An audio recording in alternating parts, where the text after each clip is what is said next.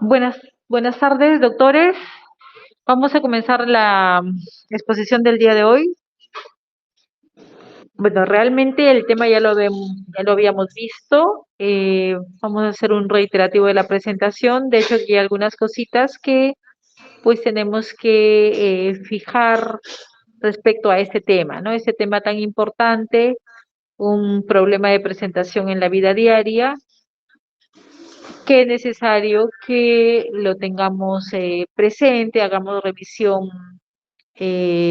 una revisión más exhaustiva al respecto, porque pues en nuestra rutina diaria, en nuestra actividad médica, habitualmente vamos a abordar pacientes con este diagnóstico.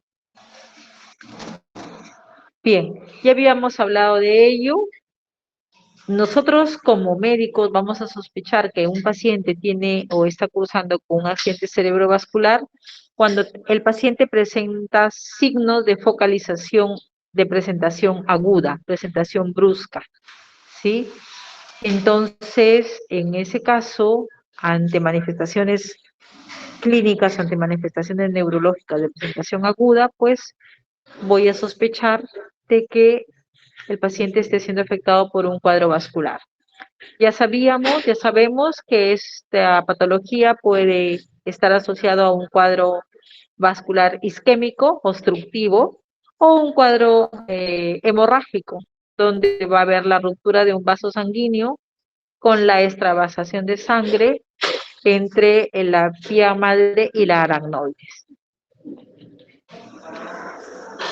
Recordamos, básico e indispensable, tener en cuenta la irrigación encefálica. Recordar que la irrigación encefálica depende pues de dos grandes vertientes, la circulación carotidia y la circulación vertebral. La circulación carotidia para la circulación anterior del encéfalo, de esta circulación, de este aporte va a depender la arteria cerebral anterior y la arteria cerebral media, dependientes de la arteria carótida interna, y la circulación posterior, la circulación vertebrovascular, dependiente pues de este territorio vertebrovascular.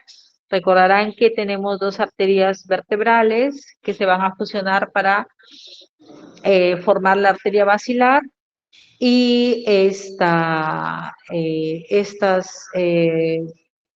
irrigación va a ir dirigida a la fosa posterior, ¿no?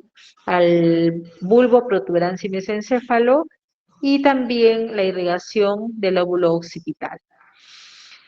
Tener en cuenta que de acuerdo al vaso cerebral, de acuerdo a la estructura cerebral afectada, pues se van a presentar las manifestaciones clínicas, ¿no? Va a depender de la localización y de la extensión de la lesión, ¿sí?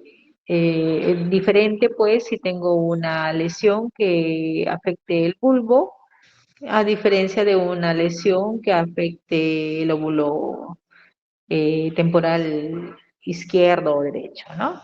Entonces, las manifestaciones clínicas van a estar asociadas exclusivamente a la zona de localización y a la extensión de la lesión.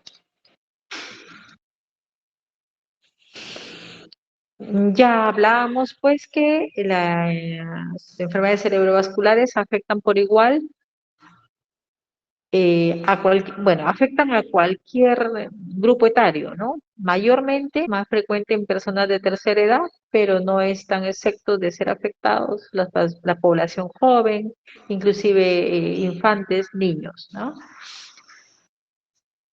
Las formas más graves son las de fosa posterior, y también dentro de las patologías hemorrágicas, la hemorragia subaracnoidea, ¿no? Que es una emergencia médica muy significativa.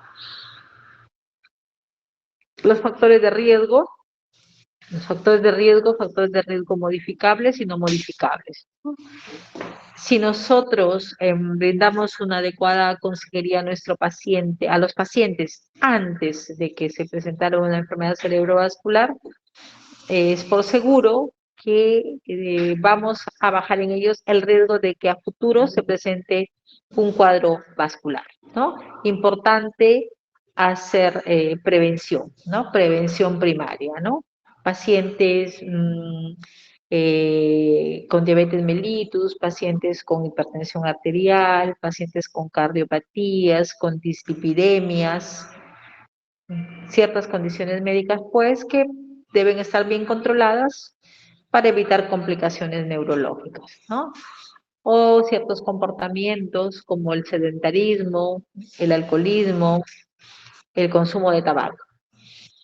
Así también es importante aquí mencionar que en la población general debemos realizar también prevención para evitar la ocurrencia de enfermedades cerebrovasculares, ¿no? No solamente en la población que ya hizo el cuadro, ¿no? Sino en la población general, ¿no?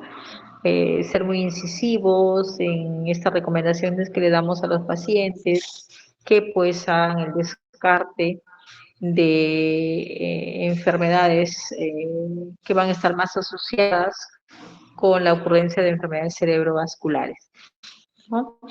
Y bueno, pues ya sabemos, pues, ¿no? Siempre una vida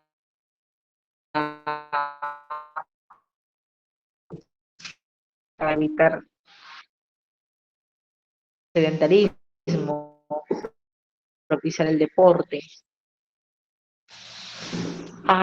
Y bueno, los factores no modificables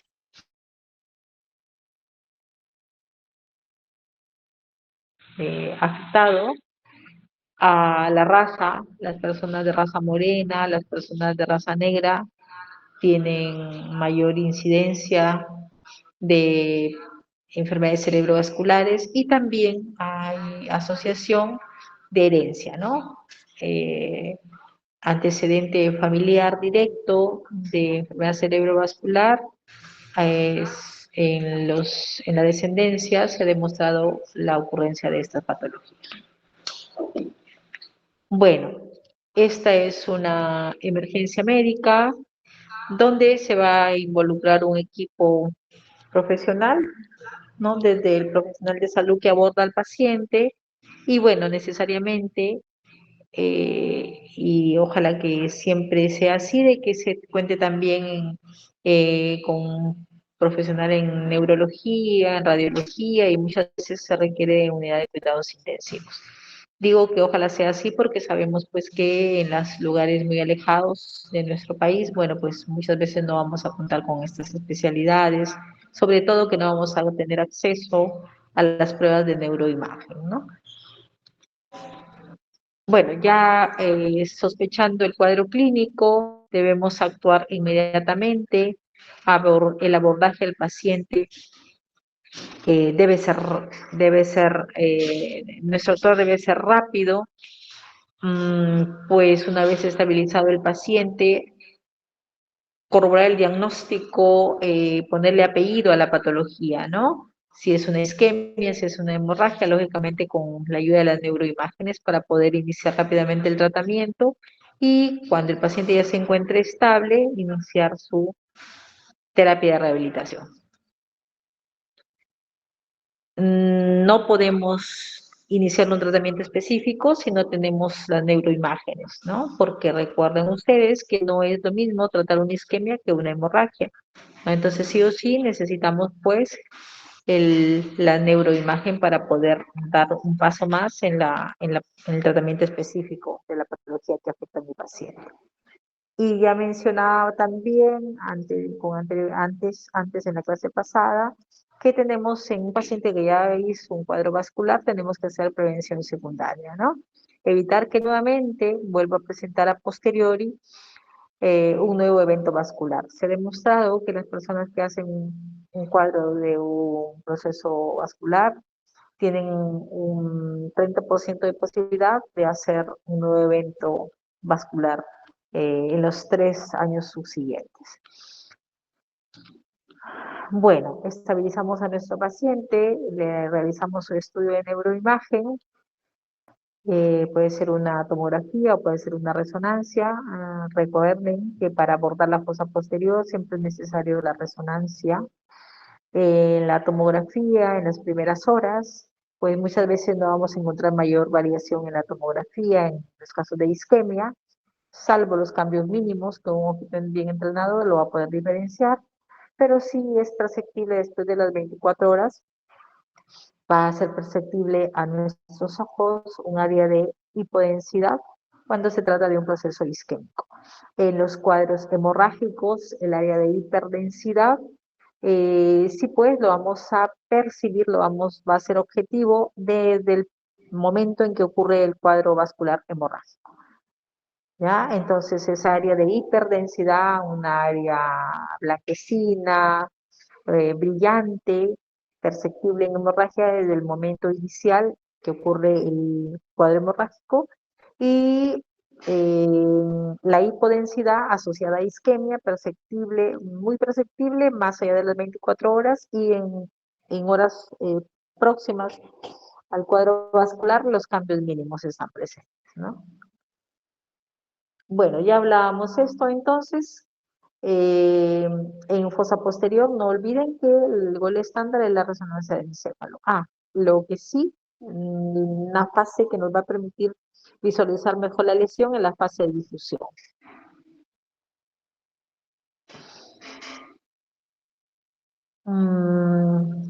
Si pues, entonces estamos frente a las enfermedades cerebrovasculares, pero queremos determinar isquemias o hemorragias, ¿no?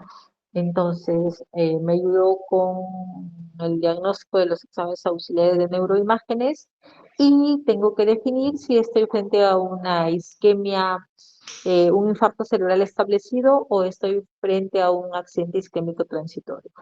En accidente isquémico transitorio, la denominación actual es aquel cuadro con signos de focalización que dura hasta 60 minutos. Luego de ello, el cuadro revierte, el paciente queda asintomático y en las neuroimágenes no se visualiza ninguna lesión. A eso se le denomina accidente isquémico transitorio. Mencionar también que los pacientes que hacen un accidente isquémico transitorio tienen una alta probabilidad de hacer un infarto establecido en el año subsiguiente. Ahora, respecto a infarto cerebral, el infarto cerebral establecido puede ser aterotrombótico o cardioembólico, ¿no? Aterotrombótico, donde el trombo se va a desprender, digamos así, o va a ocurrir en el mismo territorio circundante o dentro de las mismas áreas del encéfalo. Mientras el cardioembólico, la alteración ocurre pues distante a nivel cardíaco y van a enviarse los émbolos hacia las arterias encefálicas. En el DCB hemorrágico, las hemorragias intraparenquimales y la hemorragia subaracnoidea, que ya reitero, es la más aparatosa y la que hay que tener muy en cuenta y actuar con mayor rapidez. En las intraparenquimales, de acuerdo a la localización, eh, hay que tener en cuenta el riesgo de complicación también, ¿no? Ahí mencionar que en las intraparenquimales es de temer el infarto maligno, ¿no? El infarto maligno son los infartos de mayor extensión en los cuales el compromiso va a ser de dos a más lóbulos cerebrales. Entonces, es un cuadro que debe prender las alarmas porque alrededor de ese gran área de sangrado, pues va a haber un edema citotóxico, ¿no? Bien, entonces ahí tenemos nuevamente imágenes de tomografía, ¿no? Para las isquemias y para las hemorragias. Para las isquemias, la hipodensidad, y para las hemorragias, la hiperdensidad. La hipodensidad, en este caso tenemos una zona bien marcada de hipodensidad, es una isquemia que ya ocurrió con regular tiempo, y la hemorragia, pues esto que ya mencionábamos, que Es perceptible desde los primeros momentos de ocurrencia. Más frecuentes siempre las isquemias, menos frecuentes pero más aparatosas las hemorragias, ¿no? Bueno, los territorios vasculares y reiterar que las manifestaciones clínicas van asociadas de acuerdo a la zona de la lesión, de ubicación de la lesión. En enfermedad cerebrovascular isquémica, más frecuente, la tercera parte de los pacientes fallecen en fase aguda. Bueno, a la fecha sí pues se ha bajado esta mortalidad, pero igual el riesgo es alto, sobre todo cuando se trata de procesos malignos. Y bueno, lamentablemente el abordaje de los pacientes no siempre es en las primeras horas, en el periodo ventana, que hablábamos que era de 4 horas, sino muchas veces el paciente es abordado por el médico pasadas estas 4 horas y de ahí que va a devenir posteriormente en que presente mayores secuelas, ¿no? Ya veíamos esto, tenemos un centro necrótico, ese centro necrótico tiene una perfusión cerebral de 20 mililitros por 100 gramos de tejido cerebral, considerando que el flujo normal es de 50 a 60 mililitros por 100 gramos de tejido cerebral, eh, pues ante un descenso tan significativo, se va a ocurrir aquí en esta zona de un área de necrosis, una ptosis, ¿no? Alrededor de este centro necrótico vamos a tener un área de oligoemia, de disminución de la perfusión cerebral, circundante siempre al centro necrótico, que tiene pues una perfusión de 35 mililitros por 100 gramos de tejido cerebral. Esta zona de oligoemia o alrededor de esta zona de oligoemia, vamos a las diapositivas siguientes, hay un área también de hipoperfusión. Eh, Estas zonas son las que debemos salvar.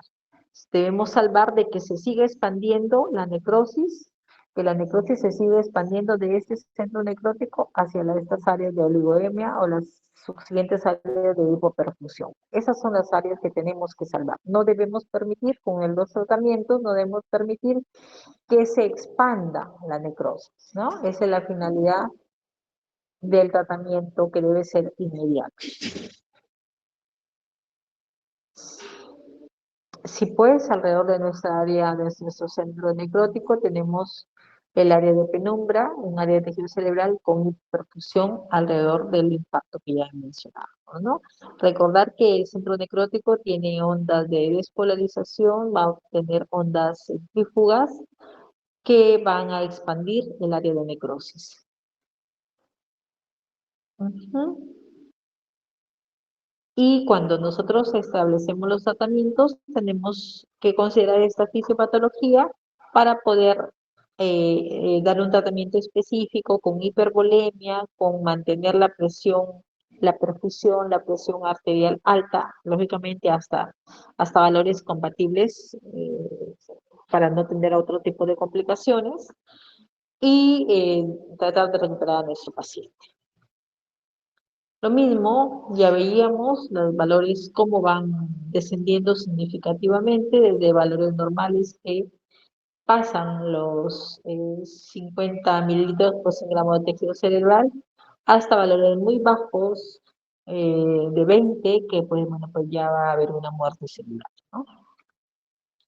La cascada inflamatoria, la cascada isquémica, que va a devenir en necrosis, en apoptosis, pasando por disminución del flujo sanguíneo cerebral, disminución de las reservas energéticas, una disfunción de la bomba sodio-potasio, que va a haber también pues una producción de acidosis, despolarización de membrana, se va a ver una liberación mayor de glutamato, la apertura de los canales de calcio, activación de NMDA y AMPA, aumento del calcio intracelular, producción de óxido nítrico, activación de radicales libres, ¿no? Todas estas alteraciones van a ayudar, pues finalmente van a devenir en la necrosis.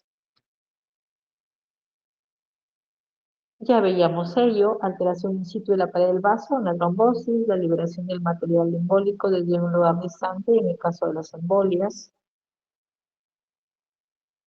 Nuestra función principal, evitar la expansión de la necrosis, ¿no? Defender la zona de penumbra.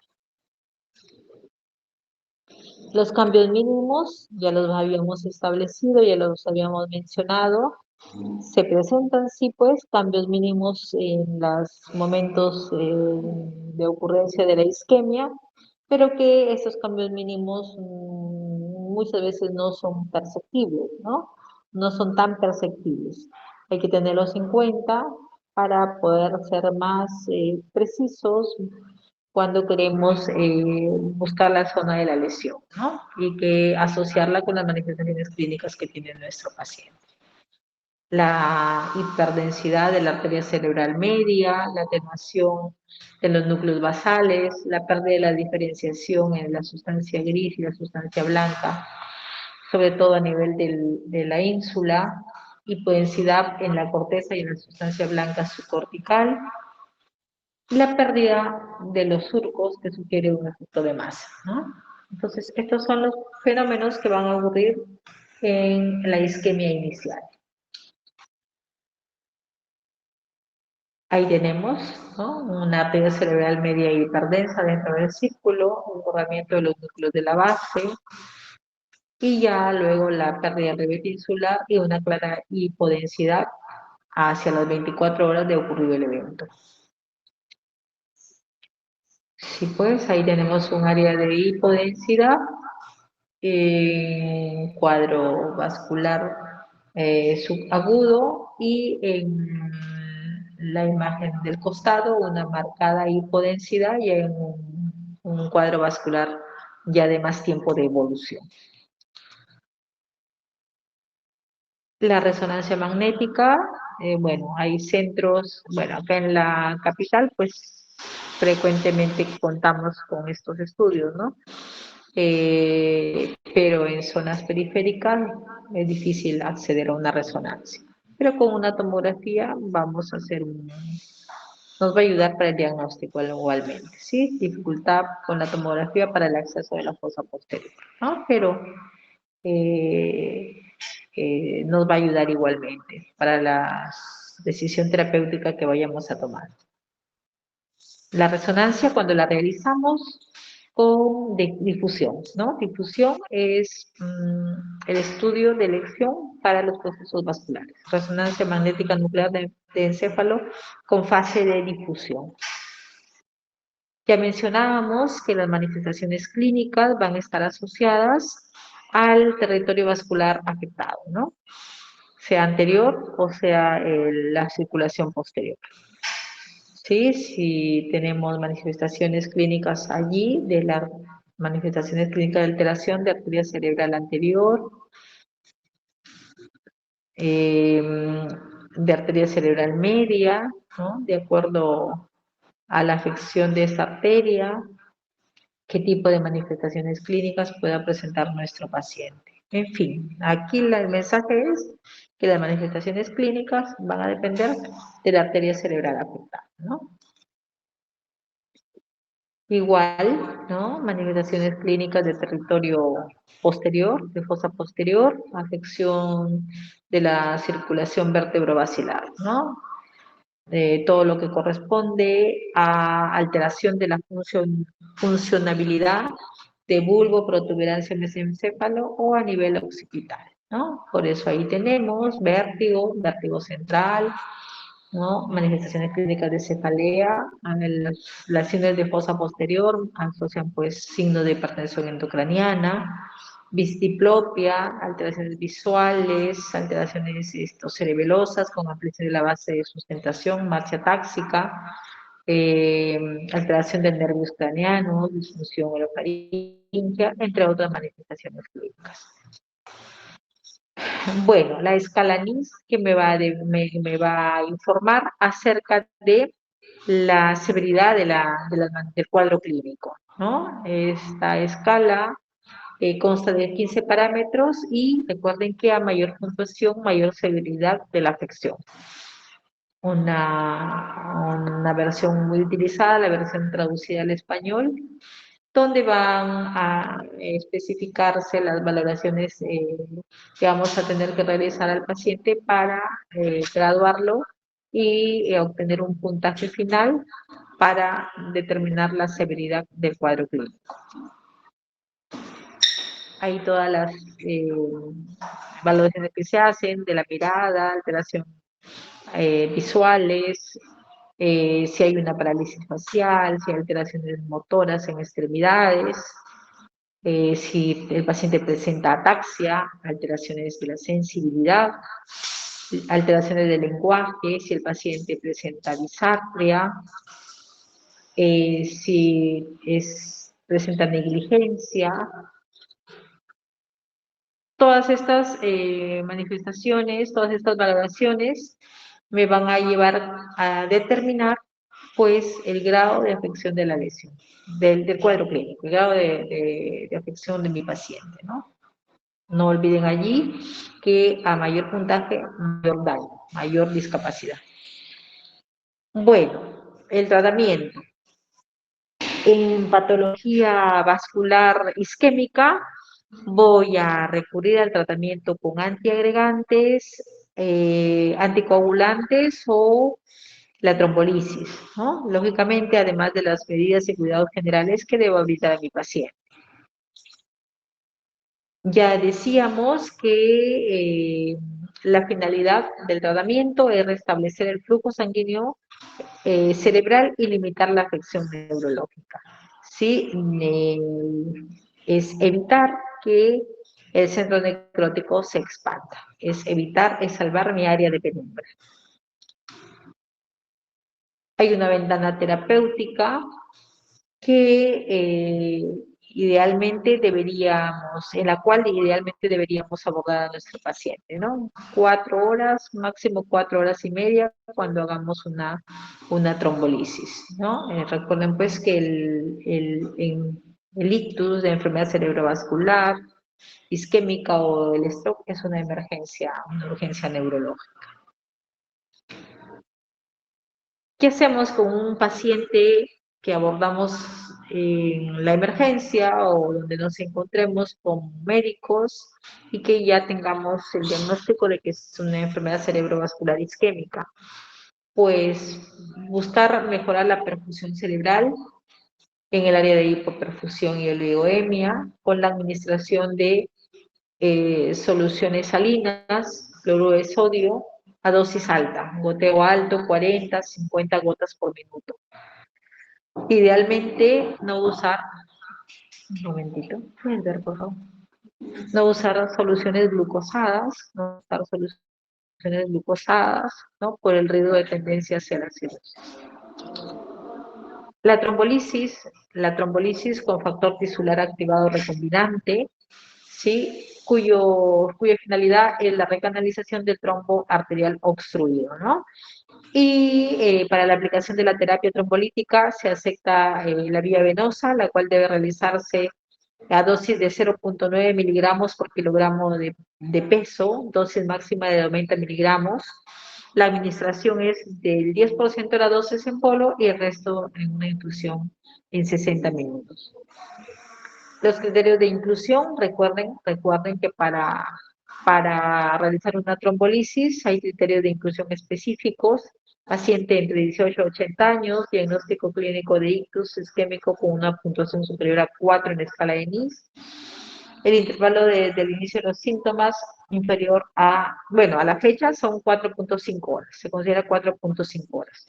Un ataque manual previa normal o con signos precoces de isquemia en menos del 33% del territorio de la arteria cerebral media.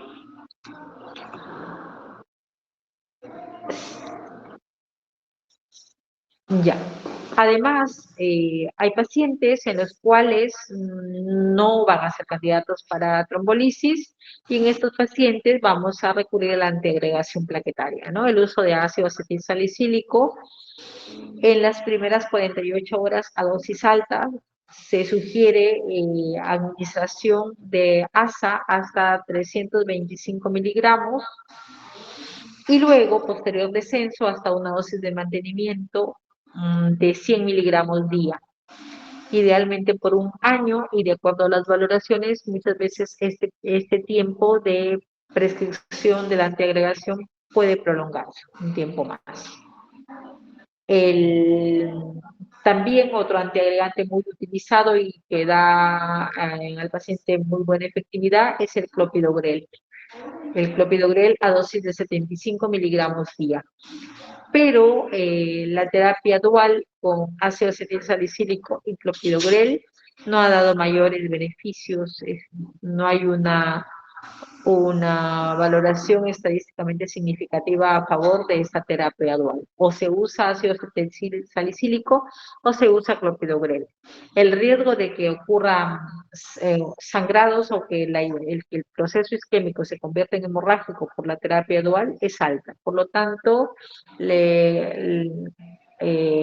mejor se sugiere el uso de la antiagregación uno u otro, ¿no? Idealmente no hacer la terapia dual, como ya les mencionaba, por el riesgo de sangrar.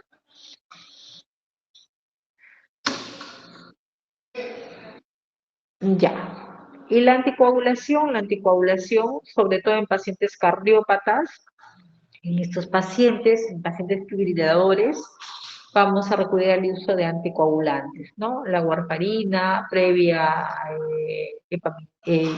uso anterior de heparina, luego se rota hacia el uso de warfarina y se va realizando el monitoreo con el INR, que debe estar en promedio en 2,5 para, digamos, no debe pasar estos valores para evitar el riesgo de sangrado.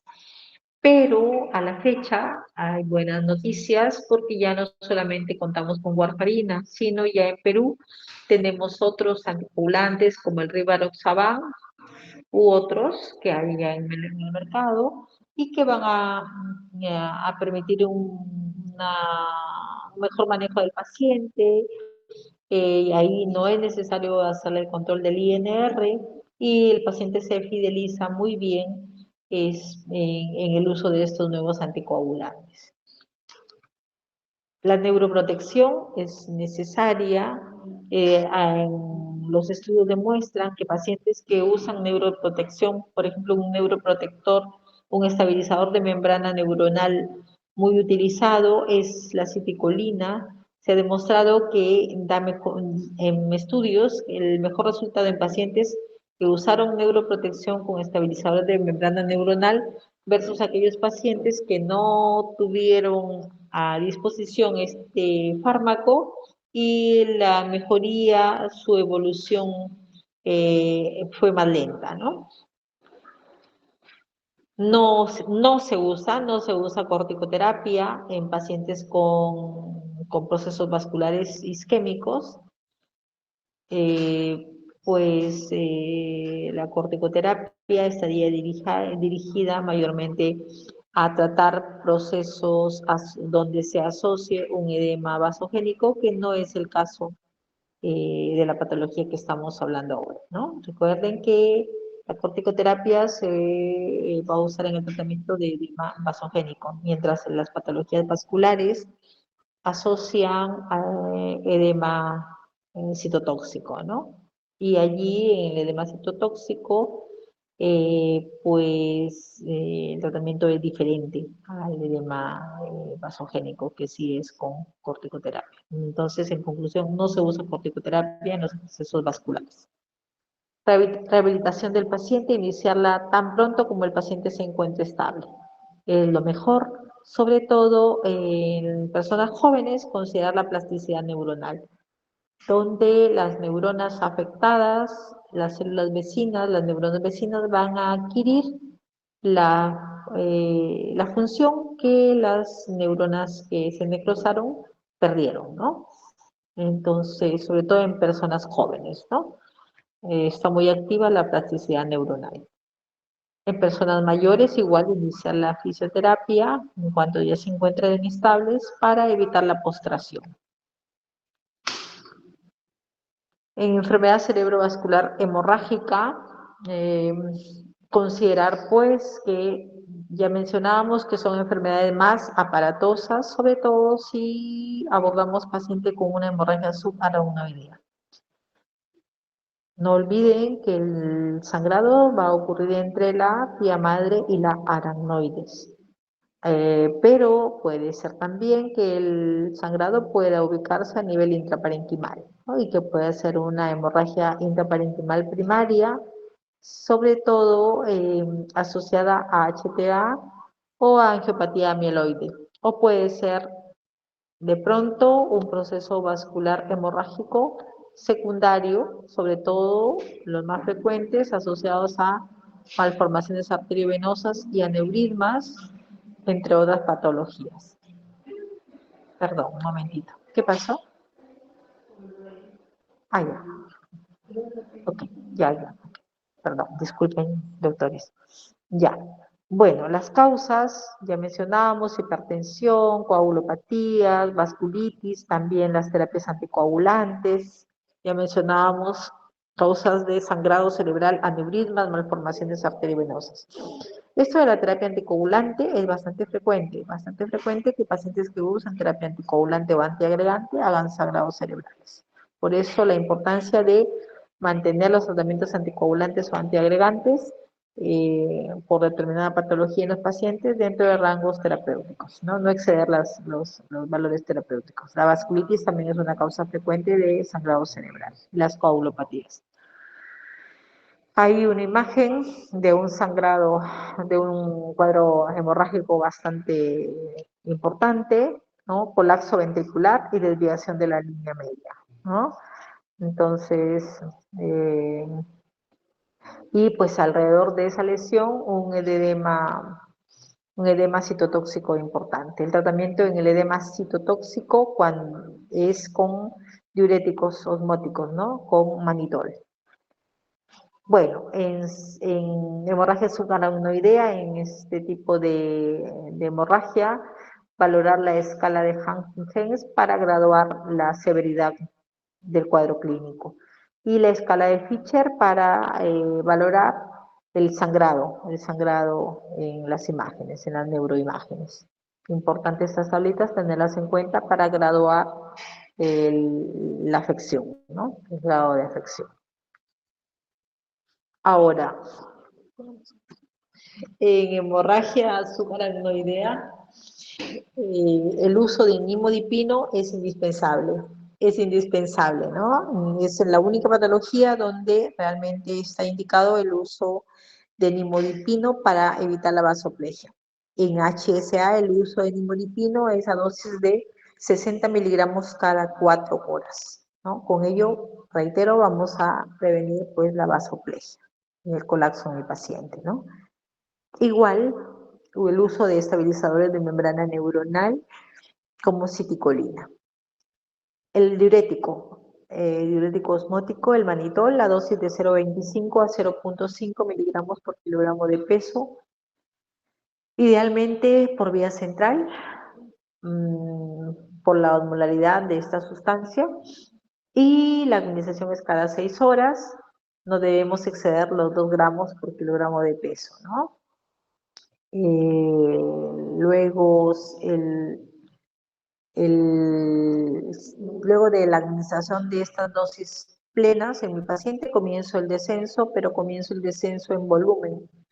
En volumen, cada 6 horas, supongamos que comienzo administrando 100 miligramos, posteriormente administraré 80 miligramos cada 6 horas y luego desciendo a 60 y así progresivamente hasta el retiro, ¿no? Considerar que la efectividad del fármaco es en las primeras horas, idealmente 24, bueno, 24 horas generalmente, ¿no? Aunque algunos estudios reportan que la efectividad va hasta las 72 horas. Pero bueno, después de este tiempo, este tratamiento antiedema, ya debo comenzar a bajar para evitar complicaciones eh, en mi paciente, ¿no? Muchas veces los pacientes que presentan sangrados cerebrales van a requerir de una craniotomía descompresiva, ¿sí? sobre todo en aquellos pacientes en los cuales las manifestaciones de hipertensión endocraniana son marcadas o se deteriora su estado neurológico. Entonces, la craniotomía descompresiva va a proporcionar una mejoría bastante importante al paciente. Candidatos a cirugía, las patologías de fosa posterior, sobre todo los sangrados cerebelosos, malformaciones de fácil abordaje y un pronóstico, y pacientes, hay que considerar también pacientes jóvenes con hemorragia lobar extensa, muchas veces también van a requerir el tratamiento con una craniotomía descompresiva. Bueno, considerar que dada el tiempo de permanencia hospitalaria, sobre todo ya cuando se encuentran en casa, la postración que trae consigo estas patologías, los pacientes quedan postrados, quedan limitados, quedan muchas veces con secuelas de hemiplegias o hemiparesias. Entonces, por el tiempo prolongado en cama, van a asociar ciertas complicaciones no neurológicas como las úlceras de presión, pero también es frecuente ver los procesos de neumonía aspirativa, los procesos infecciosos, ¿no? Los procesos infecciosos, otros procesos infecciosos como las neumonías nosocomiales o las infecciones urinarias. El riesgo de embolia pulmonar y de trombosis también es alto. Y las complicaciones neurológicas, ¿no? Ya hablábamos del edema cerebral, sobre todo en los infartos malignos o en los sangrados cerebrales, ¿no? La hipertensión endocraniana, la hidrocefalia y los cuadros convulsivos o epilepsia secundaria a estas patologías vasculares. Otras complicaciones no inmediatas, complicaciones inmediatas, también la demencia vascular, ahí no la consigné, pero sí hay un elevado porcentaje de pacientes que van a van a presentar demencia vascular, ¿no? Es un 20% de pacientes que van a hacer patología, van a hacer un cuadro demencial, una demencia vascular. Muy bien, chicos. Esto era lo que, bueno, realmente ha sido una exposición reiterativa para nuestro grupo de esta patología, ¿no? Bien.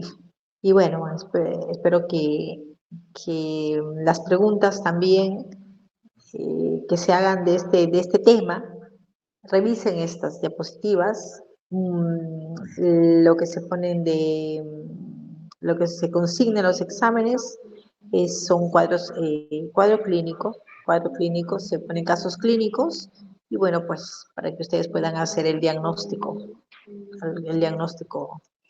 si es un cuadro vascular, o isquémico, hemorrágico, la zona de ubicación de la lesión, el área de ubicación, el tratamiento también, qué tratamiento específico, si es un cuadro isquémico, un cuadro hemorrágico.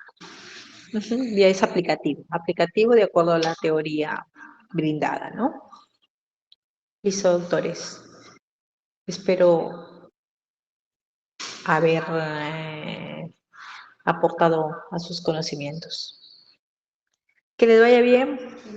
Buen almuerzo. Hasta pronto. Chao. Muchas gracias, doctora. Chao, Gracias, Katy. doctora. Chao, chao.